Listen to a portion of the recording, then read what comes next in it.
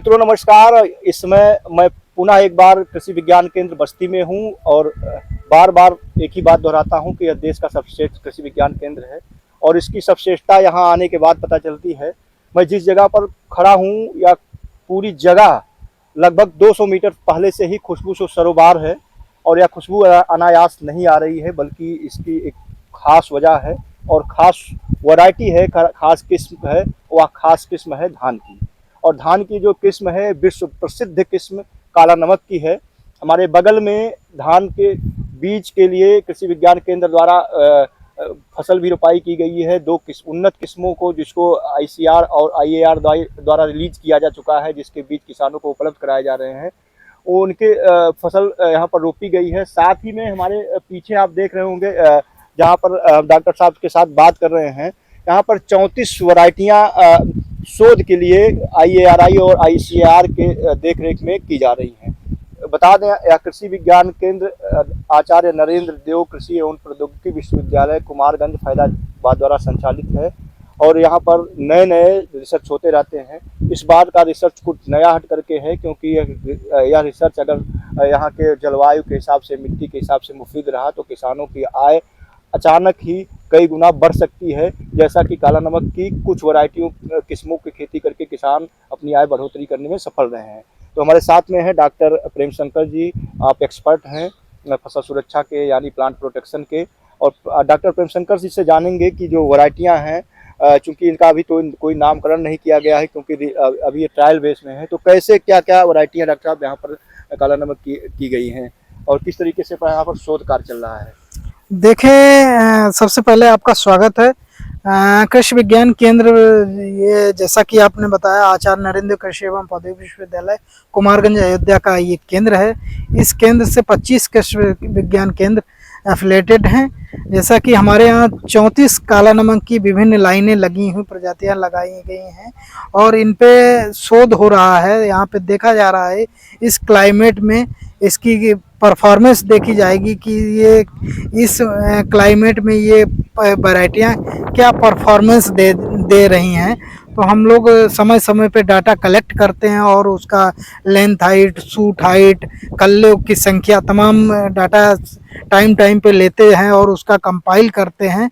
उस पे डाटा, जब ये फसल हार्वेस्ट होगी तो डाटा कंपाइल करके हम आईसीआर को भेजते हैं और आईसीआर द्वारा देखा जाता है कि इसकी परफॉर्मेंस क्या है, कि ये पैमाने पे खरी उतरी है कि नहीं। इसी प्रकार तब जाके पता चलेगा कि इसका क्या रिजल्ट है। तो देखा, जैसा कि डॉक्टर साहब ने बताया कि जो 34 वैरायटियाँ हैं अभी इनका परफॉर्मेंस देखा जा रहा है, शोध के दौर में है, और अगर ये सफल रही तो किसानों की किस्मत एकाएक पलट जाएगी इस काला नमक की खेती से। क्योंकि जो बस्ती जनपद है, बस्ती मंडल है, बस्ती मंडल सहित पूर्वांचल के 11 जनपदों को भारत सरकार द्वारा जीआई टैगिंग दी गई है। और जीआई टैगिंग का मतलब होता है कि जियोग्राफिकल इंडिकेशन या भौगोलिक पहचान जिसको की जाती है, और इससे ये माना जाता है कि इस जो उत्पाद है इसकी मूल उत्पत्ति का स्थान है। तो काला नमक जो है बस्ती जनपद का मूल उत्पत्ति माना जाता है। अविभाजित, जब सिद्धार्थ नगर विभाजित नहीं था तब तक बस्ती जनपद का हिस्सा था, तो बस्ती को ही काला नमक का मूल उत्पत्ति स्थान माना जाता था। और आज सिद्धार्थ नगर को पीछे छोड़ते हुए बस्ती में लगभग 10,000 हेक्टेयर खेत में काला नमक की खेती की जा रही है। इससे आप अंदाज़ा लगा सकते हैं कि काला नमक खेती के प्रति रुझान कितना बढ़ा है। इसमें कृषि विज्ञान केंद्र बस्ती का बड़ा योगदान रहा है। कैसे योगदान रहा है, बीज कैसे मुहैया कराया जाता है और किसानों को इसका रेट कैसे कितना मिलता है, वो डॉक्टर साहब बताएंगे। देखें, जैसा कि आप जनपद के किसानों के लिए काला नमक का जो फैलाव की बात कर रहे हैं, ये हमारे यहाँ काला नमक की खेती यहाँ कृषि विज्ञान केंद्र बस्ती से 3-4 साल से यहाँ पे शोध चल रहा है, ट्रायल लगाए जा रहे हैं और फार्म पे भी 1 एकड़ 1 हेक्टेयर में लगाया जा रहा है बीजोत्पादन हेतु। तो इसमें जैसे पिछली साल का 26 कुंटल हम लोगों ने काला नमक उत्पादन किया था और वो जनपद के किसानों को उपलब्ध कराया है 65 रुपीज़, 65 रुपये पर केजी। हम लोग बीज को एक जो यूनिवर्सिटी की हमारा कास्ट है रखी गई है संतुलित दी गई है। 65 रुपये पर केजी हम लोगों ने बेचा और 26 कुंटल एक का एक हमारा 15 दिन में ये जनपद के किसान भाई हमारे ले लिए और पूरा एकदम पूरा बस्ती जनपद ही काला नमकमय हो गया है। जी जी। तो डॉक्टर साहब रेट मुझे लगता है कि दूसरे जो धान की किस्में हैं उससे कई गुना ज्यादा किसानों को मिलता है और मार्केटिंग में जी, कोई जी। प्रॉब्लम नहीं आती जी है। बिल्कुल। तो इस साल किसानों का क्या अनुभव आपके सामने आए मार्केटिंग को लेकर के? मार्केटिंग में कोई दिक्कत नहीं। हमारे यहाँ बहुत से किसान भाई हमारे पूरे जनपद के ही किसान भाई जुड़े रहते हैं मार्केटिंग में। हम तो पूछते रहते हैं अपने जनपद के किसान भाइयों से कि इसमें कोई काला नमक में आपको बेचने में दिक्कत तो नहीं होती है, मार्केटिंग की कोई दिक्कत कि डॉक्टर साहब उन फीडबैक ये आता है हमारे किसान भाइयों से कि डॉक्टर साहब कोई समस्या नहीं आती है। काला नमक तो कहते हैं कि आपके यहाँ घर से ही उठा लेते हैं लोग, इतनी डिमांड रहती है कि आप पैदा करिए, बेचने की ऐसी कोई दिक्कत नहीं है।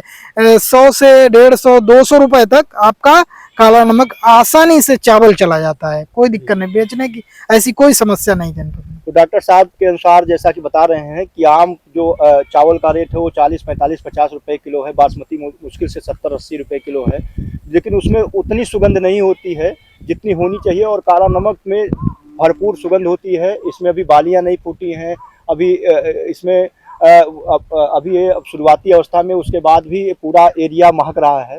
तो एक सुगंधित वैरायटी है, दुनिया में सबसे ज़्यादा पसंद की जाने वैरायटी है और सबसे अच्छी बात कि इसमें न्यूट्रिशन वैल्यू सबसे ज़्यादा होती है, इसलिए कुपोषण को दूर करने वाली वैरायटी है। डॉक्टर साहब ने बताया जैसा कि 100 से लेकर के 200 रुपये किलो प्रति किलो घर से ही खरीद कर ले जा रहे हैं किसानों के यहाँ से व्यापारी। और ऑनलाइन अगर आप इसको चेक करते हैं अमेजॉन फ्लिपकार्ट पर तो 300 से लेकर 400 रुपये प्रति केजी तक भी इसका रेट है और उसमें शुद्धता की गारंटी नहीं है। लेकिन बस्ती जनपद के जो किसान कृषि विज्ञान केंद्र के देख रेख में उत्पादन कर रहे हैं वह निश्चित तौर पर शुद्धता की गारंटी होगी और न्यूट्रिशन वैल्यू से भरपूर होगा। साथ में जो डॉक्टर साहब ने यहाँ पर रिसर्च का ये प्लाट लगा रखा है, कैफेटेरिया लगा रखा है, अगर 34 वैरायटियाँ यहाँ के जलवायु और मिट्टी के माकूल पाई जाती हैं और ये रिलीज होती है तो निश्चित तौर पर पूर्वांचल बस्ती ही नहीं पूर्वांचल के किसानों की किस्मत पलट सकती है। और काला नमक की खेती आप करना चाहते हैं तो कृषि विज्ञान केंद्र आइए, यहाँ पर बहुत सारे वैज्ञानिक हैं, अलग अलग विषय के विशेषज्ञ हैं, उनसे जानकारी ले सकते हैं। चलते चलते बस मैं इतना ही कहना चाहूँगा कि डॉक्टर साहब से नर्सरी में के दौरान अगर हम कुछ सावधानियां बरत दें तो जो बाद में फसल में कीट और बीमारियों का प्रकोप होता है धान में, उससे बचा जा सकता है। तो क्या तरीके हैं डॉक्टर साहब, चूंकि आप फसल सुरक्षा से जुड़े हैं, दर्शकों को बताएं। बिल्कुल, कोई भी बीमारी हो, कोई भी कीड़ा आता है फसल में, ऐसी कोई फसल नहीं है जिसमें कीट व्याधियों की समस्या ना आती हो। किसान भाई पहले तो अगर जब भी बोने से पहले नर्सरी आप डालते हैं उससे पहले बीज शोधन अवश्य कर लें। अब बीज शोधन किससे करें? एक स्टेप्टोसाइक्लिन एंटीबायोटिक आता है, जीवाणुनाशी दवा, स्टेप्टोसाइक्लिन 6 ग्राम और आपका कॉपर ऑक्सीक्लोराइड 500 ग्राम। इसका आप चाहें अगर आप नर्सरी को अगर बीज को अगर जरी में जब डालते हैं तो उस समय मान लीजिए 10 लीटर पानी में आपने 2 केजी 3 केजी जो भी आप बीज आप आवश्यकता अनुसार आप ट्रीटमेंट करना चाहें तो 2 ग्राम मात्र स्टेप्टोसाइक्लिन और 10 लीटर पानी में 30 ग्राम कॉपर ऑक्सीक्लोराइड, या कॉपर ऑक्सीक्लोराइड नहीं है तो एक नई दवा मिश्रण में आ रही है थीरम और कार्बोक्सिन का मिश्रण।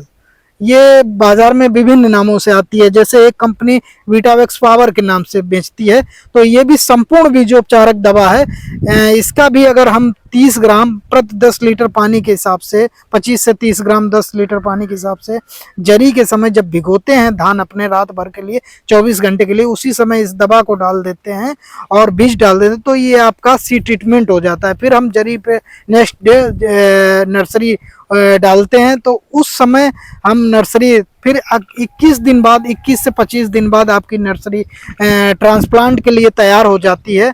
तो मेन फसल पे अगर आप जब रोपित हैं उसके पहले भी हम अपनी नर्सरी का शोधन कर लें तो इन्हीं दवाइयों से स्टेप्टोसाइक्लिन और बीटावेक्स पावर थीरम कार्बोक्सिन का मिश्रण 2.5 ग्राम दवा और ये आपका घोल तैयार करके 2.5 ग्राम दवा प्रति लीटर पानी की दर से और 1 ग्राम स्टेप्टोसाइक्लिन प्रति लीटर पानी की दर से घोल बना के आप छिड़काव करेंगे, स्प्रे करेंगे आप पौध पे, तो ये आपका नर्सरी ट्रीटमेंट हो जाएगा।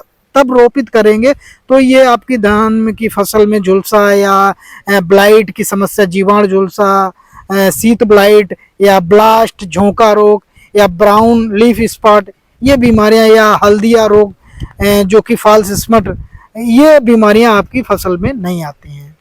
तो यह था काला नमक वैरायटी किस्म के नई किस्मों के बारे में जानकारी जो शोध में है और साथ ही जो यहाँ पर बीज के लिए तैयार हो रही है।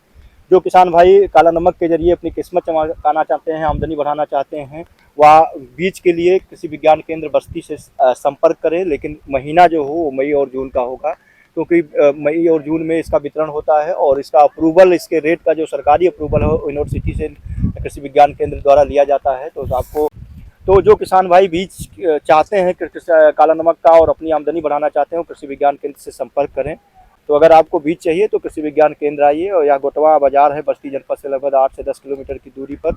यहाँ पर बंजरिया एक गांव है, वो बंजरिया गांव में कृषि विज्ञान केंद्र स्थित है, जो आचार्य नरेंद्र देव कृषि एवं प्रौद्योगिकी विश्वविद्यालय कुमारगंज फैजाबाद द्वारा संचालित है। हमारे साथ थे डॉक्टर प्रेमशंकर जी, फसल सुरक्षा यानी प्लांट प्रोटेक्शन के विशेषज्ञ। आपका बहुत बहुत धन्यवाद। धन्यवाद।